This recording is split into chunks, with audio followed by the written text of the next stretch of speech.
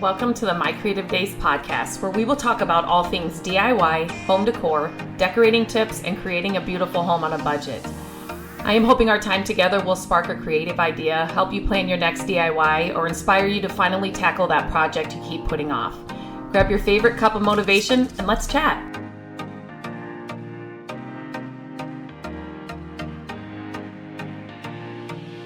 Hello and welcome back to the podcast. I'm recording this podcast on a bright, sunny spring day. I don't know, but it's going to be already like 81 or 82 today. We live in Iowa, and so we get 4 seasons, which is great. But sometimes I feel my favorite season is fall. Next would be spring. I just like the milder, can we just make that a word right now? Temps. And so, it makes me so mad when we go straight from winter to summer, like we skip spring. Like 80s, we're starting to get a little too hot. 70s, we're good. 60s, we're great. And same thing for in the fall. It's when we go straight from summer to winter. I swear, Iowa, sometimes it's just like that. And it's like, oh my gosh, I just want that in between season. But we did have a very mild winter, so I cannot complain. But there's just something about nicer weather and the sunshine on most days that just makes you in a better mood. Anybody else? Okay, that was just totally a side note. But today I wanted to talk about something that is something I get asked about. It's something I coach about. And it's something that I had no idea was even possible when I started the whole My Creative Days journey. And so I thought it would be something fun to talk about today, because it's something that has changed my business. And excuse me, it's something that, like I said, I didn't know that it could happen. And then when it started happening, I'm like, wait, what? Like, I had no idea this could happen. And so I'm going to talk about tips for partnering with brands as a furniture flipper. So if you're not a furniture flipper, you can use these tips no matter what quote unquote industry or niche you're in. But if you can hear Hilly barking in the background, I am sorry. Landon is upstairs with her. Told him I was recording, but anyway. So there are certain things that I wish I would have known as I first started out, where when I first started out, I started out with a blog. I didn't want social media. I still don't have a social media account that I use personally. I only use social media for business. And so when I first started out, I just started sharing projects that Matt and I were doing on a blog where my friends and family could kind of keep up with what we were doing. And then it kind of snowballed from there. And then I started learning more and more. And then like what you can get paid and you can make money with your favorite brands, it was just, it's just an amazing part of this journey. And it's something that I love coaching furniture flippers on how to do it and how to do it right, how to get the best outcome. And so it's something that I get asked about a lot. People may see my content or, wonder, I would really like to work with such and such, but how do you go about doing it? And so it is something that I teach inside my course, that I will leave a link to that in the show notes. But I dive deeper into it and tell you actually like how to do it. But I'm just going to go over some tips for ways to partner, or tips for partnering with brands here in this podcast. So number one, again, something I wish I would have known from the get-go, is to establish your brand identity. Here's the thing. You need to know, like, what is your identity? What is, and the more specific you can be and the more niched down, if you've ever heard that, it just means how specific you can get, right? The better. Not only is it the better for partnering with brands, but it's going to be better to grow organically on social media, your website, YouTube, whatever it is. The more that you can kind of establish your brand identity and kind of from the get-go, if I would have done that from the get-go, it would have made the biggest difference. Again, I didn't know what I didn't know. I was just throwing things at the wall to see what would stick, and I wasted so much time. So just think, when you're thinking about this, and if you already are like in the midst of posting or, you have a website or whatever, great, that's fine. think about things that, like what makes you unique? What are your values? Do you specialize in a certain type of furniture or a certain type of something? Just a few questions to kind of get yourself thinking about your brand identity and like because you need to have a clear understanding of what you are as a brand, what you offer, what you do that may be different from somebody else. All of that needs to be established before you start reaching out to brands. And so definitely and here's one thing. I should have started the podcast with this. You do not have to have 1 million followers. And I've said it before, I'll say it again. Somebody with 1 million followers and no engagement and no interaction on their page is worse off than somebody that has 100 followers that are totally engaged, like are always looking for your content, are always commenting on your content. That right there, brands like a lot better than somebody that has 1 million followers and nobody engages on your account. Sorry, I had to take a drink there. So, number one, keep that in mind. When I first started and then I started learning about, social media, like I said, I didn't have a personal account. I didn't even know what's it mean to like, or what does heart it mean? Like I didn't know any of the lingo. And so I thought, okay, you have to have 1 million followers or, nothing can happen. And I was so dead wrong and wasted so much time and energy on it that I just wish I wouldn't have done that. So know that first off, going on, that is not the most important thing, the number. Okay, so the next thing that is important is to build a strong online presence. So you want, like I said, you want a strong online presence in the fact that not the numbers, but you want people that are, coming to your account, engaging on your account, coming to your website, looking to you for advice, for products, for, answers to questions they have. You want a strong online presence. Let's just be completely honest. Anybody that has any kind of business is online. They have social media accounts, they have a website. Businesses are online. And as a furniture flipper, you need to be online. So that doesn't mean, and when I'm coaching people that are starting their businesses or wanting to grow their businesses, that doesn't mean you have to have every social media account and a website and a YouTube channel no. And you need to be posting to those 14 times a day on all of them. Not at all. You should start one thing that you want to just really, give it a go with. So if that's a website, dive into that website, learning about SEO, learning about, posting and like all the things that you should be doing. And then go in with all that before you reach out to a brand and partnering with a brand, because then you have that website that you've built up. It's a strong online presence.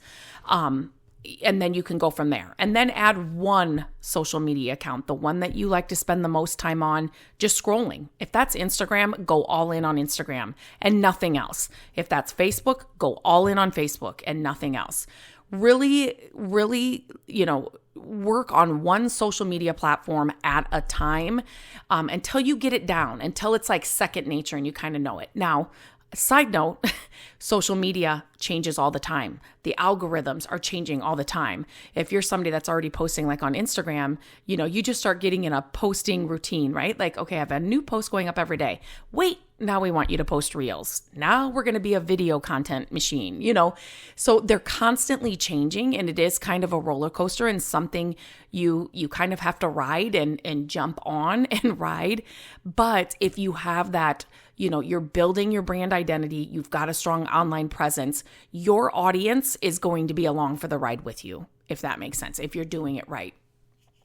So you definitely, if you don't have a website yet or you don't have a social media account, and a website is a little bit more involved. Again, not hard. It's totally doable. So if you just want to start out on TikTok or Instagram or whatever it is, that's fine. Those are totally fine. Maybe it's a portfolio showcasing your work. You just need to make sure that you have an online presence that accurately represents your identity that we just talked about, that can kind of show your furniture flipping skills, what sets you apart, your tone, like the way you talk or the way you teach or the way you, you're showcasing your skills or your projects or whatever it is. You need to have a strong online presence. Okay. Here's another good one that I think a lot of people don't think about, but you want to reach out to brands that align with your values. And sometimes when I say that, people are like, this is not like it has to, basically here it is. You need to reach out to brands that make sense to what is that online presence that you're building? What's your brand identity? You want to reach out to brands that fit that, right? So if you are a furniture flipper, and so it's paint, sandpaper, tools, your workshop, all those kinds of things, right? And then you want to reach out to a cat food brand, right? That doesn't align with what you're trying to do, right? And so when you start doing that, or maybe brands may be reaching out to you because they're starting to see you online and things, and a cat food company reaches out and is like, will you post about this? If you start saying yes to those things, you're not going to look authentic to that audience that you've been building, right? They trust you. You're building their trust with how you're posting, like I said, your tone and all those things. They are following you because they know and they trust and they like what they're seeing on your account without any brands or whatever involved. So when you start throwing in something that doesn't align with that, then they're like, wait a minute, what? Oh, so she must have got paid, some money to talk about a cat brand, but I don't care about a cat brand. That's not why I'm following her. Cat food brand, whatever. That's not why I'm following her. What is going on? And then the next week it's something about, I don't even know. Let me think. Weed, like weed killer or something, something that's just like way not in your brand. And then you're going to start losing trust. It's not going to be authentic. Do not do that. Do not do that. You're going to build a stronger connection with the brands that fit in with what you're doing too. Here's the thing, to be completely honest, the brands that I work with on a consistent basis, they're like, it's weird, but it's like, they're like coworkers almost to me. When you're doing this, you're working on yourself or by yourself a lot. I do have a team behind me, but I am by myself most of the time, right?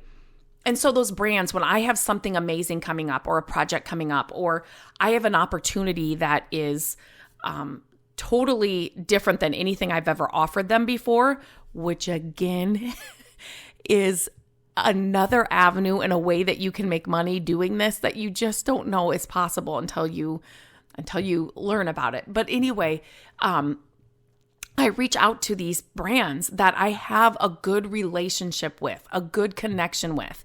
They know, oh my gosh, Lindsay's got I'm just making something up here. She's got a dresser that she needs to put in a room makeover. Yes, we want to, collaborate on that.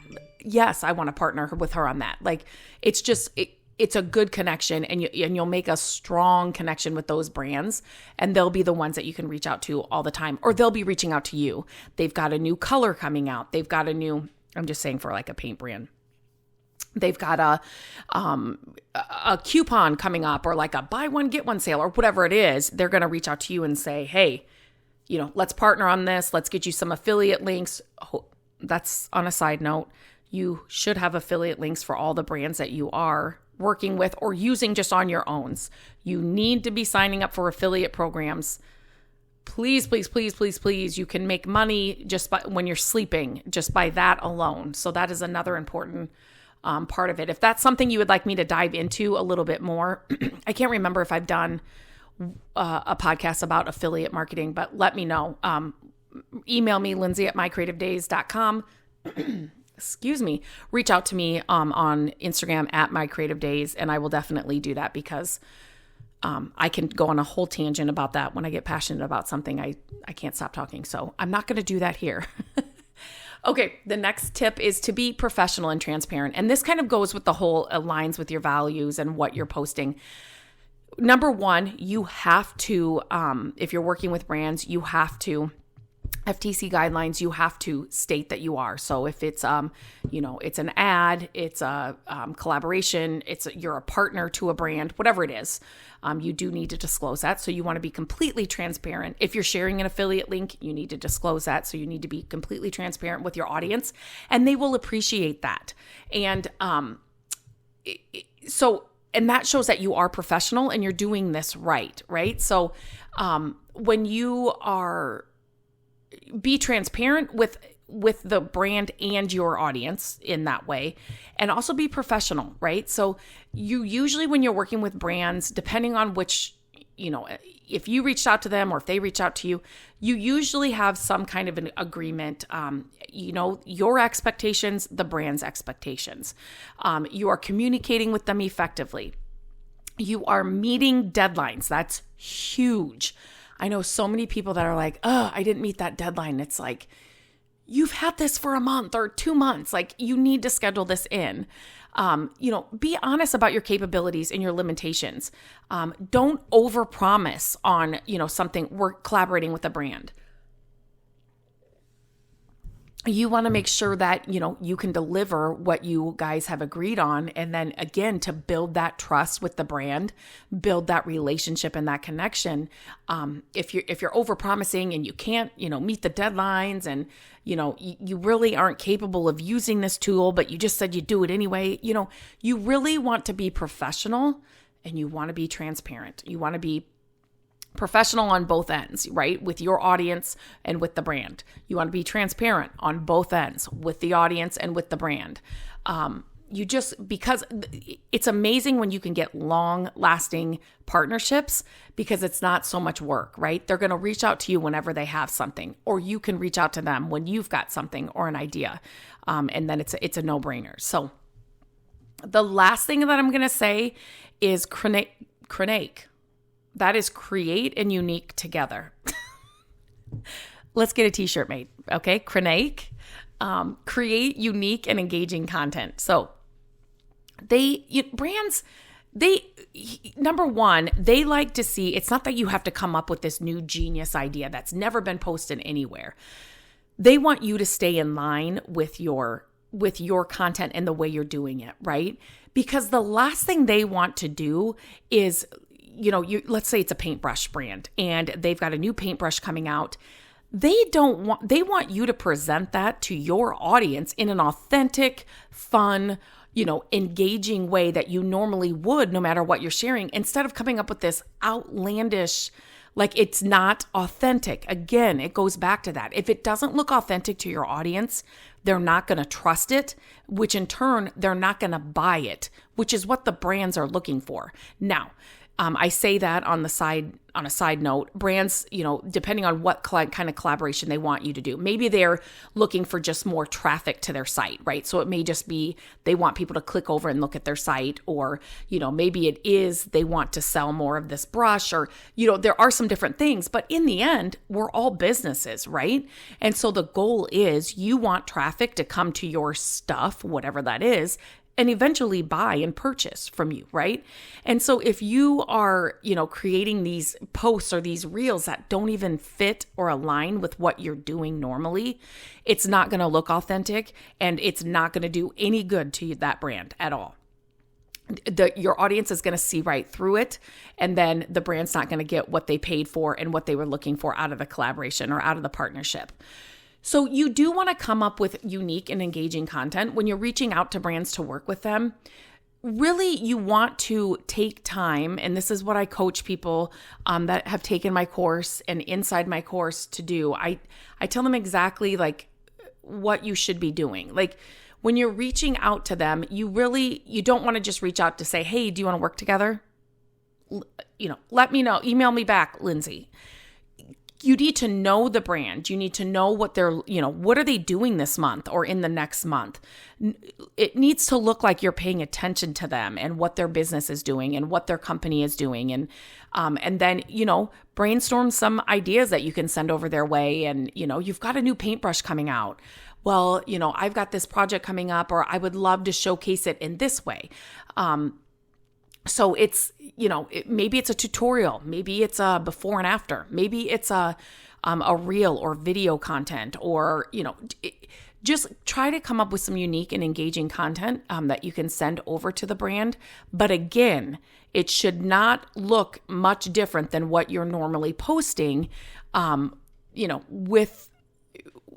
you have been building your strong online presence that I talked about before, right? So it needs to fit in with that when you are sending out your ideas or what content you want to do for the brand. So I hope that was super helpful. Like I said, I dive deep into this inside my furniture flipping course. I created that course from start to finish. People were asking me to create a course, and I had not created one. And so I said to the team, if I'm going to create this course, I want it to be where people aren't walking away and saying, okay, now, but what do I do? I've taken so many courses over the years where it's like, okay, you told me how important this is, right? I need to be doing this, but then how do I do it now? What's my next step? And so inside my course, I wanted everything from start to finish, from how to pick up a piece and clean it to working with brands, shipping your pieces and how to do that, creating a